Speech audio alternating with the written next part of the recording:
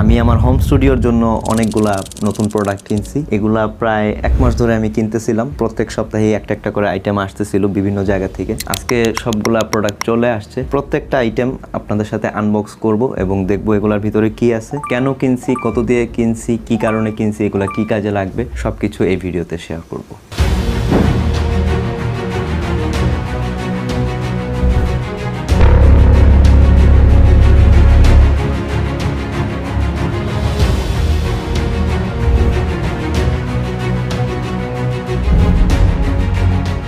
প্রথমেই আমরা এই বড় বক্সটা নিছি, তো আমরা দেখি এই বক্সটার ভিতরে কি আছে।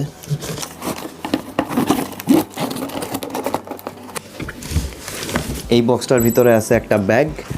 এটা হচ্ছে আমার নতুন ক্যামেরার ব্যাগ। আমার আগের ক্যামেরার ব্যাগ থেকে আমরা এটাতে আপগ্রেড করতেছি। এটা হচ্ছে নিউ এয়ার ব্র্যান্ডের। এটা 2-in-1 একটা ব্যাগ। এটা আমরা চাইলে শোল্ডারেও ক্যারি করতে পারি। এটার সাথে হুইল আছে, এটা আমরা ট্রলি হিসাবেও ব্যবহার করতে পারি। এই ব্যাগটা নেওয়ার কারণ হইতেছে আমার আগের যে ক্যামেরার ব্যাগটা ছিল ওইটা এটার অর্ধেক সাইজ ছিল, তো ওইখানে শুধু ক্যামেরাটাই ক্যারি করা যেত, অন্যান্য জিনিস এগুলো সব আলাদা আলাদা ব্যাগে ক্যারি করতে হইতো। তো সবগুলা জিনিস যেন একটা ব্যাগের মধ্যে ক্যারি করতে পারি আমরা ইজিলি, তাই এমন একটা ব্যাগ নিছি যেটার মধ্যে ক্যামেরা, ড্রোন, ব্যাটারি, আরো যা যা জিনিস আছে সবকিছু একসাথে রাখা যায়। এই জিনিসটা আমার কাছে খুব ভালো লাগছে যে সব সময় হয়তো এটাই ব্যবহার করা হবে, কাঁধে ওইভাবে ব্যবহার করা হবে না, কারণ যখন এটা ফুললি লোড হয়ে যাবে ইকুইপমেন্ট, এটার ওজন প্রায় 8 থেকে 10 কেজি হয়ে যাবে, যেটা শোল্ডারে ক্যারি করাটা একটু কষ্ট। তো আমার মনে হয় এটা খুব একটা ভালো ইনভেস্টমেন্ট ছিল আমার জন্য। এই ব্যাগটা আমি কিনছি 150 পাউন্ড দিয়ে, যেটা বাংলাদেশি টাকার প্রায় 24,000 টাকার মতো।